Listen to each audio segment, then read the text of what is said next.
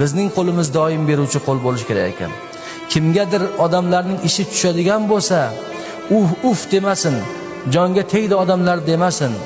Alloh subhanahu va taolo dedilar payg'ambar alayhissalom, qaysi bandasiga yaxshilikni iroda qilgan bo'lsa, unga boshqalarning ishini tushadigan qilib qo'yadi degan ekanlar. Alloh taolo qaysi bandasiga yaxshilikni iroda qilgan bo'lsa, unga boshqalarning ishi tushadigan qilib qo'yadi uni degan ekanlar.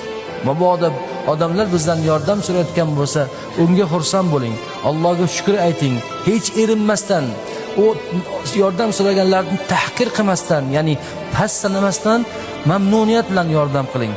Sizning unga yordam qilishligingiz aslida unga o'tkazib qo'yishingiz emas, balki aslida Robbul alaminning sizga o'tkazib qo'yishi, sizni aziz qilib qo'yishi ekan. Odamlarga yordam qilish, odam bor ekanki, demak odamga muhtoj bo'ladi. Hamma bir-biriga muhtoj bo'ladi. Ana shu mahalda hech og'rinmasdan mamnuniyat bilan bir-birimizga yordam berishimiz kerak ekan. Mamnuniyat bilan qoqilgan odamga qo'l uzatishimiz kerak ekan. Mamnuniyat bilan qiynalgan odamga ko'mak qo'lini uzatishimiz kerak ekan. Mamnuniyat bilan qarzga botgan odamga mamnuniyat bilan yordam berish kerak. Odamlar tashlab qo'yganga mamnuniyat bilan yordam berish kerak.